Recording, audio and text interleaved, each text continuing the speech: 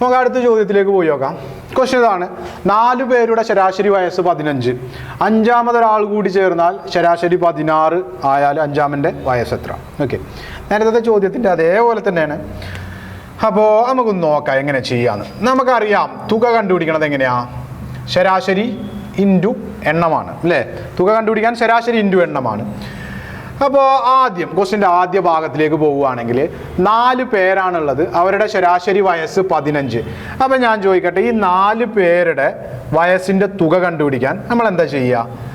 ശരാശരിയായ 15നെ 4 പേരല്ലേ എണ്ണം കൊണ്ട് ഗുണിച്ചാൽ പോരെ? അപ്പോൾ 15 ഇൻറ്റു 4 ചെയ്താൽ 60 അല്ലേ? ഈ 4 പേരുടെ വയസ്സിൻ്റെ തുക എത്രയാണെന്ന് ചോദിച്ചാൽ 60 എന്ന് കിട്ടും അല്ലേ? ശരി, 60. ഈ 60 എന്താണെന്ന് ചോദിച്ചാൽ ആദ്യ ക്വസ്റ്റ്യൻ്റെ ആദ്യ ഭാഗം പറഞ്ഞിരിക്കുന്ന 4 പേരുടെ ശരാശരി വയസ്സ് 15. ഇതിൽ നിന്ന് ആ 4 പേരുടെ വയസ്സിൻ്റെ തുക നമുക്ക് 60 എന്ന് കിട്ടി അല്ലേ? ശരി, വീണ്ടും അഞ്ചാമതൊരാൾ കൂടി അല്ലേ? അഞ്ചാമത് ഒരുത്തനും കൂടെ വന്നു. അപ്പോൾ ഈ 4 എന്നുള്ളത് ഇപ്പോൾ 5 പേരായി അല്ലേ? അപ്പോൾ അഞ്ചാമത് ഒരാളും കൂടി വന്നപ്പോൾ ശരാശരി 16 അപ്പോൾ ഞാൻ ചോദിക്കട്ടെ, ഈ 5 പേരുടെ വയസ്സിൻ്റെ തുക കണ്ടുപിടിക്കാൻ അതും ശരാശരി ഇൻറ്റു എണ്ണം ചെയ്താൽ പോരെ? അപ്പോൾ അതിൻ്റെ ശരാശരി 16 അല്ലേ? അഞ്ചാമതൊരാൾ കൂടി വന്നപ്പോൾ ശരാശരി 16. അപ്പോൾ 16 ഇൻറ്റു 5 ആളുകളാണ്, 16 ഇൻറ്റു 5 ശരിയല്ലേ? അപ്പോൾ അത് 80 എന്ന് കിട്ടി. ഓക്കെ, അപ്പോൾ ഈ 60 എന്തായിരുന്നു? 4 പേരുടെ പ്രായത്തിൻ്റെ തുകയാണത്, 4 പേരുടെ തുക. ഈ 80 എന്തായിരുന്നു? അത് 5 പേരുടെ തുകയാണ് അല്ലേ? അപ്പോൾ എന്തുകൊണ്ടാണ് ഈ 60 80ലേക്ക് എത്തിയത്? അതായത് 60 80 ആയതിനുള്ള കാരണം എന്താ? അഞ്ചാമതൊരാൾ വന്നതുകൊണ്ടല്ലേ അല്ലേ? അപ്പോൾ ഒന്ന് ആലോചിച്ച് നോക്ക്, ഈ 60 ആയിരുന്നു അവിടെ ഉണ്ടായിരുന്ന 4 പേരുടെ വയസ്സിൻ്റെ തുക. അതിപ്പോൾ 80 ആയി എന്ന് പറഞ്ഞാൽ ഒരാൾ കൂടി അല്ലേ? ആ ആൾ, അതായത് 80 മൈനസ് 60 ചെയ്താൽ കിട്ടുന്ന 20 അല്ലേ? അപ്പം ആ പുതുതായിട്ട് വന്ന ആളുടെ വയസ്സ് എന്ന് പറയുന്നത് 20 വയസ്സല്ലേ അല്ലേ? അതുകൊണ്ടല്ലേ, അതായത് 4 പേരായിരുന്നെങ്കിൽ അത് 60, അത് 80ലേക്ക് എത്താനുണ്ടായ കാരണം എന്താ? അഞ്ചാമതൊരാൾ വന്നു. ആ അഞ്ചാമൻ 20 വയസ്സും കൊണ്ട് വന്നാലല്ലേ 60 എന്നുള്ളത് 80-ലെത്തുകയുള്ളൂ. സോ അഞ്ചാമൻ്റെ പ്രായം എത്രയാണെന്ന് ചോദിച്ചാൽ അത് 20 ആൻസർ. ഓക്കെ, അപ്പോൾ നമ്മൾ ചെയ്യേണ്ട കാര്യം ഇത്രയേ ഉള്ളൂ. ആ ക്വസ്റ്റിൻ്റെ ഒന്നാം ഭാഗം നോക്കുക, 4 പേരുടെ ശരാശരി വയസ്സ് 15. അപ്പോൾ ഞാൻ ചിന്തിക്കുകയാണ്, ആ 4 പേരുടെ തുക എങ്ങനെ കണ്ടുപിടിക്കാൻ? 15 ഇൻറ്റു 4 അല്ലേ? ശരാശരി ഇൻറ്റു എണ്ണം. അപ്പോൾ 60 എന്ന് കിട്ടി. അഞ്ചാമതൊരാളും കൂടി വന്നപ്പോൾ ഒരാൾ എണ്ണം കൂടി 5 ആളായി, ശരാശരി 16 എന്ന് ചോദ്യം പറഞ്ഞു അല്ലേ? അപ്പോൾ ആ പുതിയ ആളടക്കമുള്ള 5 പേരുടെ വയസ്സിൻ്റെ തുക കണ്ടുപിടിക്കാൻ പിന്നെയും ശരാശരി ഇൻറ്റു എണ്ണം. ശരാശരി 16, എണ്ണം 5 അല്ലേ? 80. അപ്പോൾ പുതിയ തുകയിൽ നിന്ന് പഴയ തുക കുറച്ചാൽ ആ പുതിയതായിട്ട് വന്ന ആളുടെ പ്രായം കിട്ടില്ലേ? അപ്പോൾ അതാണ് 20 വയസ്സ് ആൻസറാണ്. നമുക്ക് നേരത്തെ ചെയ്ത പോലെ ഈ ചോദ്യത്തിൻ്റെ ഒരു ഷോർട്ട് കട്ടും കൂടെ പറയാം. അപ്പോൾ ഒന്ന് നോക്ക്, നമ്മൾ നേരത്തെ ചെയ്തതാണ് അതിൻ്റെ ചെയ്യേണ്ട രീതി. അതാണ് നമുക്ക് മിക്കവാറും ഗൈഡുകളിലും ബുക്കുകളിലൊക്കെ നോക്കിയാൽ കാണാൻ പറ്റുന്നൊരു വഴി. പക്ഷേ ഈ ഒരു ചോദ്യത്തിനൊന്നും ഞാൻ ഒരിക്കലും നിങ്ങളോട് പറയില്ല അങ്ങനെ എഴുതി ചെയ്യണം എന്നൊന്നും. ഇതൊക്കെ ഒന്ന് ആലോചിച്ചാൽ, ഒന്ന് മനസ്സ് ഇരുത്തി ചിന്തിച്ചാൽ കിട്ടണ ആൻസറേ ഉള്ളൂ ഈ ചോദ്യത്തിൻ്റെയൊക്കെ. അപ്പോൾ നമുക്കൊന്ന് നോക്കാം. 4 പേരുടെ ശരാശരി വയസ്സ് 15 ആണെന്ന് ക്വസ്റ്റ്യൻ പറഞ്ഞിട്ടുണ്ട് അല്ലേ? 4 പേരുടെ ശരാശരി പ്രായം 15. ഓക്കെ, അപ്പോൾ അഞ്ചാമതൊരാൾ വന്നു. ഞാൻ നിങ്ങളൊരു കാര്യം ചോദിക്കട്ടെ, ഈ 5, അതായത് 4 പേരുടെ ശരാശരി 15 ആണെന്നുള്ള കാര്യം നമ്മുടെ മനസ്സിൽ ഓർക്കണം കേട്ടോ, അത് ഉണ്ട് മനസ്സിൽ. അപ്പോൾ അത് 15. അഞ്ചാമതൊരാൾ വന്നു. ഞാൻ നിങ്ങളോട് കാര്യം ചോദിക്കട്ടെ, ഈ പുതുതായിട്ട് വന്ന അഞ്ചാമൻ അവനും 15 വയസ്സ് തന്നെ ആയിരുന്നെങ്കിൽ, അല്ല നമുക്കറിയാം, പക്ഷെ ഞാൻ വെറുതെ ചോദിക്കുകയാണ്, 15 വയസ്സ് തന്നെ ആയിരുന്നെങ്കിൽ ശരാശരി മാറുമോ ഇല്ലേ? അതായത് അവിടെ 4 പേരുണ്ട്, ആ 4 പേരുടെ ശരാശരി 15. പുതുതായിട്ട് വരുന്നവനും 15 വയസ്സ്, കൃത്യം 15 വയസ്സുകാരൻ തന്നെ ആയിരുന്നെങ്കിൽ ശരാശരി മാറുമോ? മാറൂലേ? ശരാശരി എന്തെങ്കിലും വ്യത്യാസം വരുമോ? മനസ്സിലുറപ്പിച്ചോ, മനസ്സിലോർത്ത് വെച്ചോ, ഇവിടെ ഉള്ള ആളുകളുടെ ശരാശരി പ്രായം 15, പുതുതായിട്ട് വന്ന ആളിൻ്റെയും പ്രായം 15 തന്നെ ആണെങ്കിൽ യാതൊരു കാരണവശാലും ശരാശരി ഒരു മാറ്റവും ഉണ്ടാവില്ല. അതൊന്ന് മനസ്സിൽ ഉറപ്പിച്ചു വെക്കുക. അവിടെ ഉള്ള ആളുകളുടെയും ശരാശരി 15, പുതുതായിട്ട് വന്ന ആളിൻ്റെയും കൃത്യം 15 വയസ്സും കൊണ്ടാണ് പുതുതായിട്ട് വന്ന ആൾ വരുന്നതെന്നുണ്ടെങ്കിൽ ഒരു കാരണവശാലും ശരാശരിയിലും മാറ്റം വരില്ല എന്നുള്ളതാണ്. ശരാശരിയിൽ മാറ്റം വരില്ല. ഓക്കെ, അപ്പോൾ അതായത് നമ്മൾ ചിന്തിക്കേണ്ട ഒരു കാര്യം, ഈ 15-നെ, അതായത് അവിടുത്തെ ശരാശരിയായ 15-നെ 15-ൽ തന്നെ നിർത്താൻ, ആ 15-ൽ നിന്ന് ഒരു മാറ്റവും ഇല്ലാതെ 15-ൽ തന്നെ ഉറപ്പിച്ച് നിർത്താൻ പുതുതായിട്ട് വരുന്ന ആൾക്ക് അടിസ്ഥാനമായിട്ട് 15 കിലോഗ്രാം എന്തായാലും വേണം. ആ 15 അയാൾക്ക് ഉണ്ടെങ്കിൽ ഇവിടെ ഉള്ള ആളുകളുടെ 15 എന്നുള്ള ശരാശരിനെ ഒരു മാറ്റവും വരുത്താതെ വെക്കാൻ പറ്റുള്ളൂ. അപ്പോൾ അടിസ്ഥാനമായിട്ട് എന്തായാലും ഈ പുതുതായിട്ട് വരുന്ന ആൾക്ക് 15 കിലോഗ്രാം എന്തായാലും വേണം. ഓക്കെ, ഇനി അതിനേക്കാൾ എത്ര കൂടുതലുണ്ട് എന്നുള്ള കാര്യം മാത്രം നമ്മൾ ചിന്തിച്ചാൽ മതി. ഓക്കെ, ഈ പുതുതായിട്ട് ഒരാൾ വന്നത് കാരണം കൊണ്ട് എന്താണ്ടായെന്ന് ചോദിച്ചാൽ ശരാശരി 16 ഓക്കെ, ശരാശരി 16 എന്ന് പറഞ്ഞാൽ ശരാശരി 1 കൂടി എന്നല്ലേ അർത്ഥം അല്ലേ? 15-ൽ നിന്ന് 16 എന്ന് പറഞ്ഞാൽ ശരാശരി 1 കൂടി എന്നല്ലേ അർത്ഥം? ഞാനൊരു കാര്യം ചോദിക്കട്ടെ, ശരാശരി 1 കൂടി എന്ന് പറഞ്ഞാൽ ആർക്കൊക്കെ കൂടി? ചിന്തിക്കുക, ആർക്കൊക്കെ കൂടി? ഓക്കെ, ചിന്തിക്കുകയാണെങ്കിൽ അവിടെ ഉണ്ടായിരുന്ന 4 പേർക്കും കൂടി പുതുതായിട്ട് വന്ന ഒരാൾക്കും കൂടി അല്ലേ? അങ്ങനാണെങ്കിൽ എത്ര ഒന്നുകൾ വേണം? അതായത് ശരാശരി 15-ൽ നിന്ന് 16 എന്ന് പറഞ്ഞാൽ എത്ര പേർക്ക് 16? അതായത് എല്ലാ ആളുകളുടെയും, അവിടെ എത്ര പേരുണ്ടോ അത്രയും പേരുടെയും ശരാശരി 16 എന്നല്ലേ അർത്ഥം അല്ലേ? അപ്പൊ ഇപ്പൊ നിലവിൽ അവിടെ എത്ര പേരുണ്ട്? 5 പേരുണ്ട് അല്ലേ? ഈ 5 പേരുടെയും ശരാശരി 16. അതിൻ്റെ അർത്ഥം 5 പേർക്കും, 5 പേരുടെയും ശരാശരി 15-ൽ നിന്ന് 16 എന്ന് പറഞ്ഞാൽ 5 പേർക്കും ഒരു 1 വീതം കൊടുക്കണ്ടേ നമ്മൾ? അങ്ങനെയാണെങ്കിൽ എത്ര ഒന്നുകൾ നമുക്ക് വേണം? 5 ഒന്നുകൾ വേണ്ടേ? അപ്പൊ അടിസ്ഥാനമായി അവൻ എന്തായാലും 15 വേണം. അതിന് പുറമെ ഈ 5 പേർക്കും ഓരോ 1 കൊടുക്കാനുള്ള 5കൾ അല്ലേ? 5 ഒന്നുകളും കൊണ്ടവൻ വരണ്ടേ? അപ്പൊ മൊത്തം അടിസ്ഥാനമായിട്ടുള്ള 15ഉം പുറമെ ഇപ്പൊ നിലവിലുള്ള 5 പേർക്ക് കൊടുക്കാൻ ഓരോന്നും, അങ്ങനെ ഒരു 5ഉം, അങ്ങനെ മൊത്തം 20 വയസ്സല്ലേ അവൻ ഉണ്ടാവുക. അതാണ് അതിൻ്റെ ആൻസർ ആയിട്ട് വരിക, 20. ഓക്കെ, ചിന്തിക്കുക. അതായത് 15 അവിടുത്തെ ശരാശരി പ്രായം. പുതുതായിട്ട് വരുന്ന ആൾക്ക് ഈ 15-നെ ഒരു മാറ്റവും ഇല്ലാതെ 15-ൽ തന്നെ പിടിച്ചു നിർത്തണമെങ്കിൽ അടിസ്ഥാനമായിട്ട് 15 എന്തായാലും വേണം. ഈ 5-ാമൻ വന്നത് കാരണം കൊണ്ട് ശരാശരി 1 കൂടി. ആർക്കൊക്കെ എന്ന് ചോദിച്ചാൽ അവിടെ ഉണ്ടായിരുന്ന 4 ആളുകൾക്കും കൂടി പുതുതായിട്ട് വന്ന അവനും കൂടി. അങ്ങനെ മൊത്തം 5 ഒന്നുകൾ അപ്പോൾ വേണം അല്ലേ? 4 പേർക്ക് ഓരോന്ന് കൊടുക്കണം, പുതുതായിട്ട് വന്ന അവനും ഒരു 1 വേണം. അങ്ങനെ മൊത്തം 5 ഒന്നുകൾ വേണം. അപ്പോൾ അടിസ്ഥാനമായിട്ടുള്ള 15ഉം അതിന് പുറമെ 5 ഒന്നുകളും, അപ്പോൾ മൊത്തം 20 വയസ്സും കൊണ്ടവൻ വരണം. ഓക്കെ, നമുക്ക് സെയിം ചോദ്യം, ഇതൊരു പ്രീവിയസ് ക്വസ്റ്റ്യനും കൂടെയാണ്. ക്വസ്റ്റ്യൻ ഇതാണ്: 30 കുട്ടികളുടെ ശരാശരി വയസ്സ് 14. ടീച്ചറുടെ വയസ്സ് കൂടി ഉൾപ്പെടുത്തിയാൽ ശരാശരി 15 ആകും. ടീച്ചറുടെ വയസ്സ് എത്ര? അപ്പോൾ ഇത് ചെയ്യേണ്ട രീതി ഞാനൊന്ന് പറയുകയാണ്, അത് നിങ്ങൾ ചെയ്തു നോക്കുക. ഞാൻ ഷോർട്ട് കട്ട്, നമ്മൾ നേരത്തെ പറഞ്ഞ ഷോർട്ട് കട്ട് മെത്തേഡ് ഒന്നും കൂടെ ഞാൻ ഇതിലൊന്ന് വിശദമാക്കി തരും. അപ്പോൾ അത് ചെയ്യാനാണെങ്കിൽ 30 കുട്ടികളുടെ ശരാശരി വയസ്സ് 14. ഓക്കെ, അപ്പോൾ നമ്മൾ ആദ്യം ചെയ്യേണ്ടത് 30 × 14 ചെയ്യണം. അതെന്തിനു വേണ്ടിയിട്ടാണെന്ന് വെച്ചാൽ ആ കുട്ടികളുടെ മൊത്തം വയസ്സിൻ്റെ തുക കിട്ടാൻ. ഓക്കെ, ഇപ്പോൾ ടീച്ചറുടെ വയസ്സ് കൂടെ ഉൾപ്പെടുത്തുമ്പോൾ 30 എന്നുള്ളത് 31 ആളാവില്ലേ? ഈ 30 കുട്ടികളും ടീച്ചറും കൂടെ വരുമ്പോൾ 31 ആളാവും. അങ്ങനെ പുതിയ ശരാശരി 15 ആകുമെന്ന് പറഞ്ഞു. സോ 31 × 15. അപ്പോൾ ഇത് തമ്മിലുള്ള വ്യത്യാസം എടുത്താൽ മതി. ഇത് കുട്ടികളുടെ മാത്രം തുക, ഇത് ടീച്ചറും കൂടെ വരുമ്പോഴുള്ള തുക. ഇതിൻ്റെ വ്യത്യാസം എടുത്താൽ നമുക്ക് ടീച്ചറുടെ പ്രായം എത്രയാണെന്ന് വെച്ചാൽ അത് കിട്ടും. അതാണ് ഇതിൻ്റെ പരമ്പരാഗത വഴിയിലൂടെ പോകുകയാണെങ്കിൽ നമ്മൾ ചെയ്യേണ്ട കാര്യം. ഓക്കെ, അപ്പോൾ നമുക്കിതിൻ്റെ ഷോർട്ട് കട്ടിലേക്കൊന്ന് പോയി നോക്കാം. 30 കുട്ടികളുണ്ട്. ശരി, 30 കുട്ടികൾ അവിടെ നിൽക്കട്ടെ. ഈ 30 കുട്ടികളുടെ ശരാശരി വയസ്സ് 14 എന്ന് ചോദ്യം പറഞ്ഞു. ശരി, അതും ഞാൻ എഴുതി. 30 കുട്ടികൾ, അവരുടെ ശരാശരി 14. ഓക്കെ, ടീച്ചറുടെ വയസ്സ് കൂടെ ഉൾപ്പെടുത്തിയാൽ അപ്പോൾ ടീച്ചറും കൂടി വരാൻ പോവാ. ഞാൻ നിങ്ങളോടൊരു കാര്യം ചോദിക്കട്ടെ, ഇവിടെ ഉള്ള ആളുകളുടെ ശരാശരി പ്രായം 14. ഒന്ന് വെറുതെ ആലോചിച്ച് നോക്ക്. പുതുതായിട്ട് വരുന്ന ടീച്ചർക്കും 14 വയസ്സ് ആണെങ്കിൽ ശരാശരി മാറുമോ? ഒരു കാരണവശാലും മാറില്ല എന്നാണ് നമ്മൾ നേരത്തെ തൊട്ട് പറയുന്നത് അല്ലേ? 14 അവിടെ ഉള്ളവരുടെ ശരാശരി പ്രായം. പുതുതായിട്ട് ടീച്ചർ വന്നു, ആ ടീച്ചർക്കും 14 തന്നെ ആണെങ്കിൽ ഒരു കാരണവശാലും ശരാശരിയിൽ മാറ്റം വരില്ല. അപ്പോൾ നമ്മൾ ഓർക്കുക, ഈ ഇവിടെ ഉള്ള ശരാശരീനെ ആ 14 തന്നെ പിടിച്ച്, ഒരു മാറ്റവും ഇല്ലാതെ 14 തന്നെ പിടിച്ച് നിർത്താൻ ടീച്ചർക്ക് അടിസ്ഥാനമായിട്ട് 14 കിലോഗ്രാം എന്തായാലും വേണം. ഓക്കെ, അപ്പോൾ ടീച്ചർക്ക് അടിസ്ഥാനമായിട്ടുള്ള 14 കിലോഗ്രാം എന്തായാലും ഉണ്ട്. ഓക്കെ, 14 കിലോഗ്രാം അല്ല, 14 വയസ്സ് എന്തായാലും ഉണ്ട്.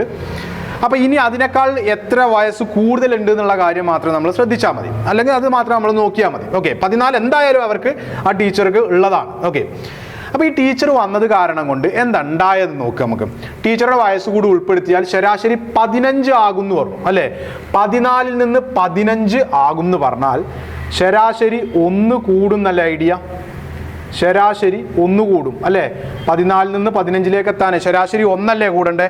അപ്പം എൻ്റെ അടുത്ത ചോദ്യം, ഈ 1 ആർക്കൊക്കെയാ കൂടുക? ഈ 1 ആർക്കൊക്കെയാ കൂടുക? ഓർത്തു വെച്ചോ, അവിടെ ഉള്ള 30 കുട്ടികൾക്കും 1 കൂടണം, പുതുതായിട്ട് വന്ന ടീച്ചർക്കും ഒരു 1 കൂടണം അല്ലേ. ആരെ എടുത്താലും അവരുടെ ശരാശരി 16 ആകുന്നല്ലേ, മീൻസ് 15 ആകുന്നല്ലേ ഐഡിയ. ആരെ എടുത്താലും അവരുടെ ശരാശരി 15 ആവണം അല്ലേ, 14 നിന്ന് 15 ആവണം. അപ്പോൾ അങ്ങനെ ചിന്തിക്കുകയാണെങ്കിൽ 30 കുട്ടികൾക്കും കൊടുക്കാൻ ഒരു 1 വേണ്ടേ, പിന്നെ അതിനുശേഷം ടീച്ചർക്ക് എടുക്കാൻ ഒരു 1 അധികവും വേണ്ടേ. അപ്പം മൊത്തം എത്ര 1കൾ വേണം? 30 കുട്ടികൾക്കും ഒരു 1 വേണം, പുതുതായി വന്ന ടീച്ചർക്കും ഒരു 1 വേണം. അപ്പം മൊത്തം 31 1കൾ വേണ്ടേ അല്ലേ, ശരിയല്ലേ? അപ്പോൾ ടീച്ചറുടെ പ്രായം എത്രയായിരിക്കണം? അതായത് 14 അടിസ്ഥാനമായിട്ട് ടീച്ചർക്ക് വേണ്ടത്. അതിന് പുറമെ അവിടെ ഉള്ള 30 കുട്ടികൾക്കും പുതുതായിട്ട് വന്ന ടീച്ചർക്കും ഒരു 1 എടുക്കാനുള്ള 31 1കളും. അങ്ങനെ മൊത്തം 45 വയസ്സും കൊണ്ട് വരണ്ടേ ടീച്ചർ അല്ലേ. 14 വയസ്സ് അടിസ്ഥാനമായിട്ടുള്ളതും, പിന്നെ അവിടെ ഉള്ള 30 കുട്ടികൾക്ക് ഓരോ 1 എടുക്കാനുള്ളതും, പിന്നെ പുതുതായിട്ട് വന്ന ആ ടീച്ചർക്ക് ഒരു 1ഉം. അങ്ങനെ മൊത്തം 31 1കളും അടിസ്ഥാനമായിട്ടുള്ള 14. അങ്ങനെ മൊത്തം 45 വയസ്സും കൊണ്ട് വരണ്ടേ ആ ടീച്ചർ. അപ്പോൾ ടീച്ചറുടെ വയസ്സ് എത്രയാണെന്ന് ചോദിച്ചാൽ 45 ആൻസർ. അപ്പോൾ ഈ ടൈപ്പിൽ നിന്ന് ഒറ്റ ചോദ്യം കൂടിയേ നിങ്ങൾക്ക് ചെയ്യാൻ വേണ്ടിയിട്ട്, നിങ്ങളൊന്ന് ചോദ്യം കണ്ടിട്ട് ആൻസർ പറയാൻ വേണ്ടിയിട്ടുള്ളതാണ്. 30 ആളുകളുടെ ശരാശരി പ്രായം 10. 30 ആളുകൾ അവരുടെ ശരാശരി പ്രായം 10. ശരി, ഒരാൾ കൂടി വന്നു ചേർന്നപ്പോൾ, പുതിയതൊരാൾ കൂടി വന്നു, ശരാശരി 11 ആയി. ശരാശരി 11 ആയി. ഓക്കെ, ഓർത്ത് വെക്കുക.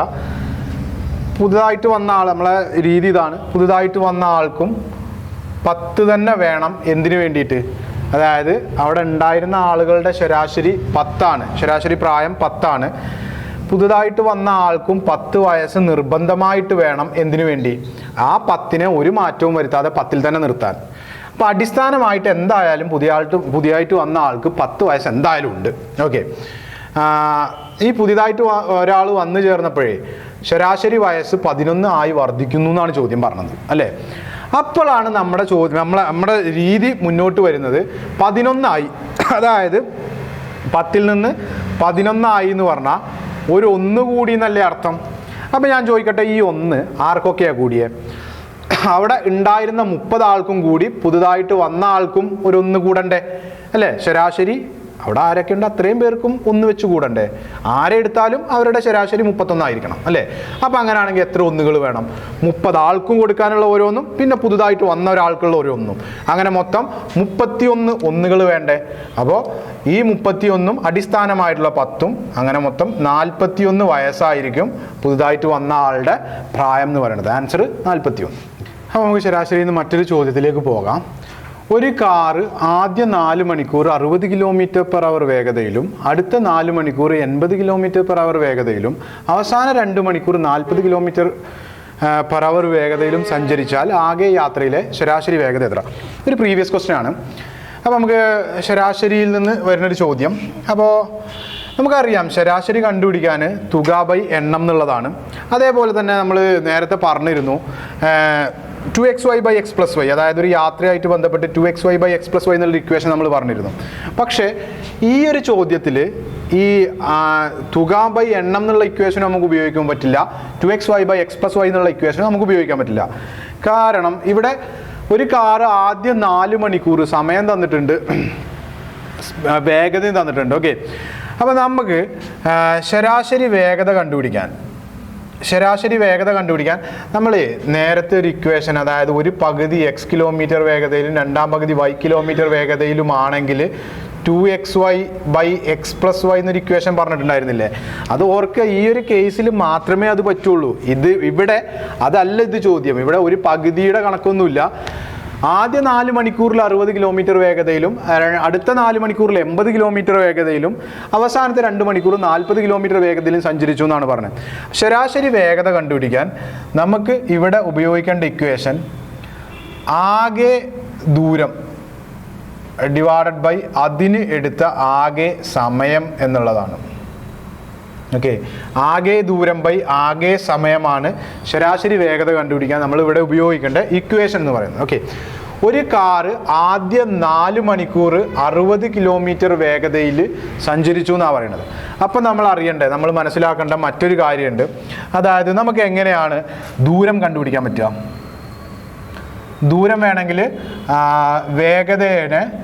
വേഗതയെ സമയം കൊണ്ട് ഗുണിക്കുകയാണ് ചെയ്യുക എന്നുള്ള കാര്യം കൂടി ഒന്ന് ഓർത്തിരിക്കുക.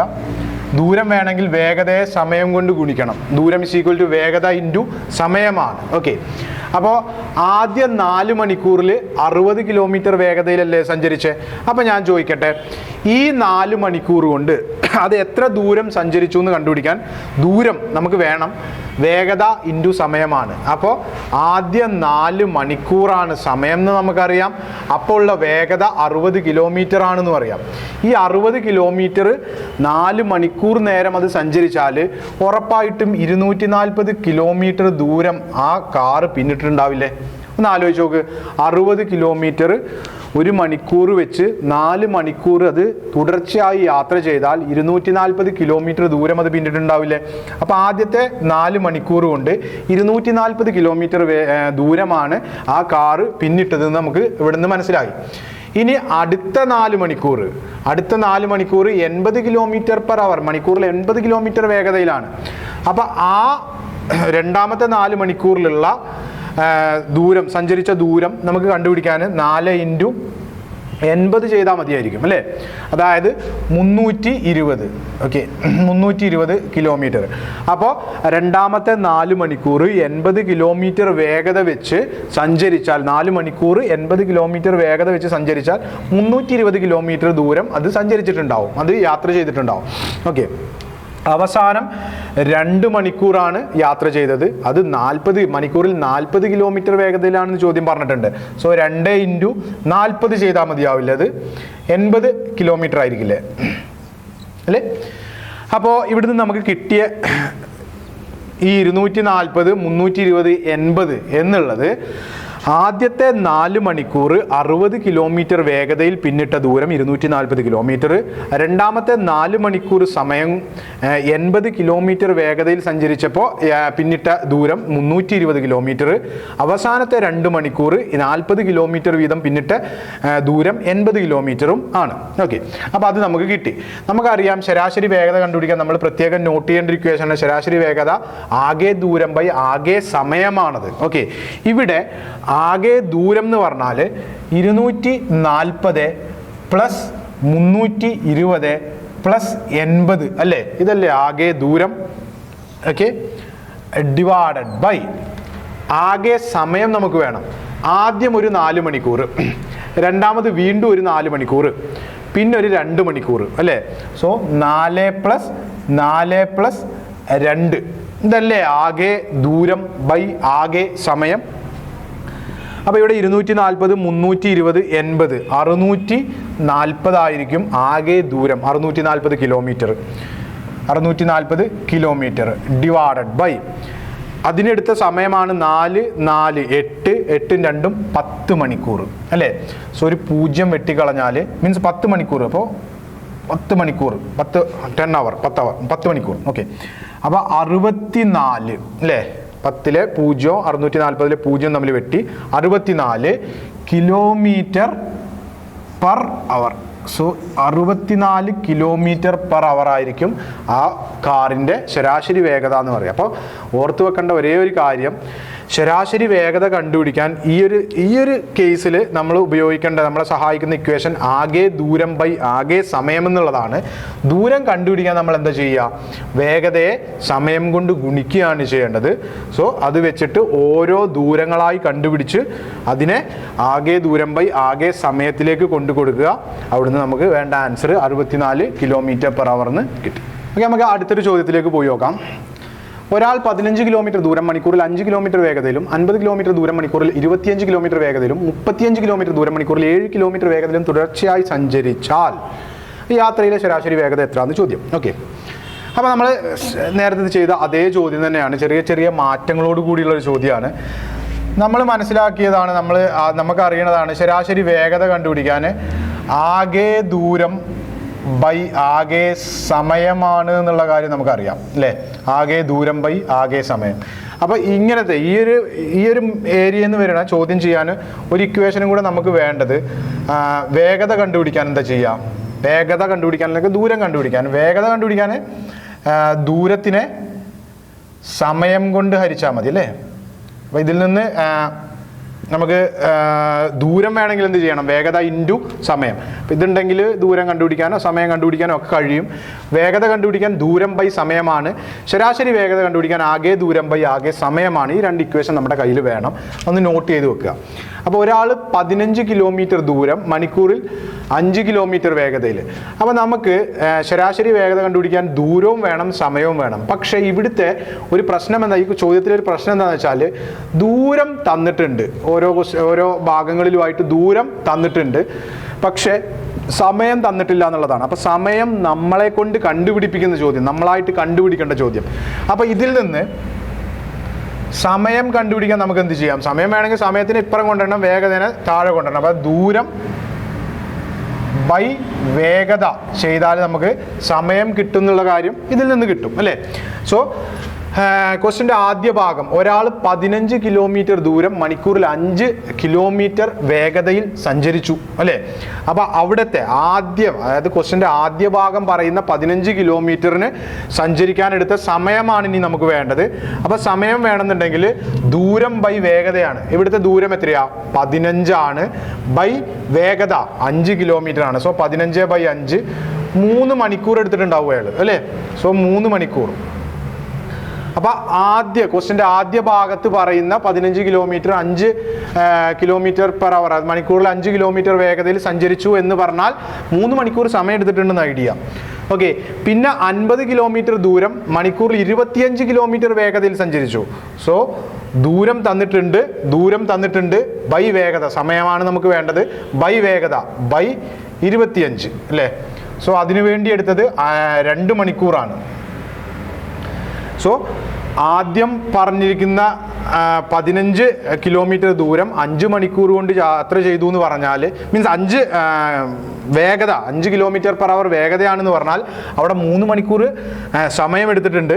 അതേപോലെ ക്വസ്റ്റിൻ്റെ രണ്ടാം ഭാഗത്തിൽ പറഞ്ഞിരിക്കുന്നത് 50 കിലോമീറ്റർ വേഗത മീൻസ് ദൂരം 25 കിലോമീറ്റർ വേഗതയിൽ സഞ്ചരിച്ചു എന്ന് പറഞ്ഞാൽ 2 മണിക്കൂർ എടുത്തിട്ടുണ്ട് എന്ന് ഐഡിയ. മൂന്നാമത് പറഞ്ഞിരിക്കുന്നത് 35 കിലോമീറ്റർ ദൂരമാണ്, മണിക്കൂറിൽ 7 കിലോമീറ്റർ ആണ്. സോ 35/7 ചെയ്താൽ കിട്ടുന്ന 5 മണിക്കൂറായിരിക്കും അത് യാത്ര ചെയ്യാൻ വേണ്ടിയിട്ട് ഉപയോഗിച്ചിരിക്കുന്ന സമയം എന്ന് പറഞ്ഞാൽ. അപ്പോൾ നമുക്കിവിടെ 3 മണിക്കൂർ 2 മണിക്കൂർ 5 മണിക്കൂർ അങ്ങനെ സമയം നമുക്കിവിടെ കിട്ടി. അപ്പം ഇനി നമ്മൾ ശരാശരി വേഗതയിലേക്കാണ് പോകുന്നത്. ശരാശരി വേഗത വേണമെങ്കിൽ ആകെ ദൂരത്തിന് സമയം കൊണ്ട് ഹരിക്കുകയാണ് വേണ്ടത്. സോ ആകെ ദൂരം എന്ന് പറഞ്ഞാൽ ആദ്യം ഒരു 15 കിലോമീറ്റർ ആണ് ആദ്യത്തേത്. രണ്ടാമത് 50 കിലോമീറ്റർ ദൂരം അയാൾ സഞ്ചരിച്ചു. സോ 50 പ്ലസ് പിന്നെ അടുത്തത് ക്വസ്റ്റ്യൻ്റെ അവസാന ഭാഗം പറഞ്ഞൊരു 35 കിലോമീറ്റർ ദൂരം എന്നാണ്.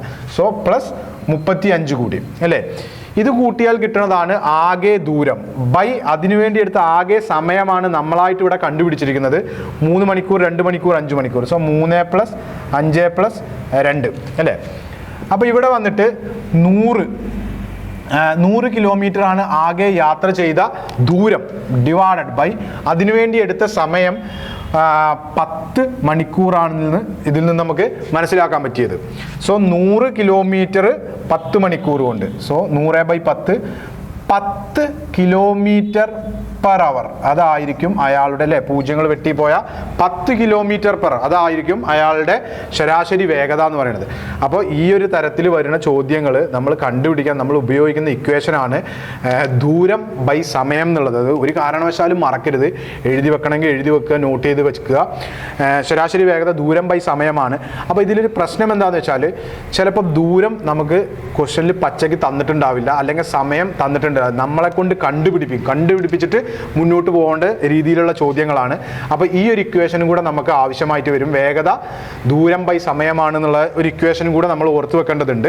അപ്പോൾ ഇത് വെച്ചിട്ട് നമുക്ക് എന്താണോ ഇവിടെ ക്വസ്റ്റ്യനിൽ നമുക്ക് തരാതെ ഇരിക്കുന്ന സംഭവം എന്താണോ അത് നമ്മൾ ഈ ഒരു ഇക്വേഷൻ ഉപയോഗിച്ചുകൊണ്ട് കണ്ടുപിടിച്ചതിന് ശേഷം ഈ ഇക്വേഷനിൽ കൊടുത്ത് ചെയ്യേണ്ടതായിട്ടുള്ള ചോദ്യങ്ങൾ, അതായത് ദൂരമോ സമയമോ നമ്മളെ കൊണ്ട് കണ്ടുപിടിപ്പിച്ചതിന് ശേഷം മുന്നോട്ട് പോകുന്ന ചോദ്യങ്ങളും ഉണ്ടാവും. അപ്പോൾ ഓർത്ത് വെക്കുക, ശരാശരി വേഗത കണ്ടുപിടിക്കാൻ ദൂരം ബൈ സമയം എന്നുള്ള ഇക്വേഷനാണ് നമ്മൾ ഇവിടെ ഉപയോഗിക്കുക.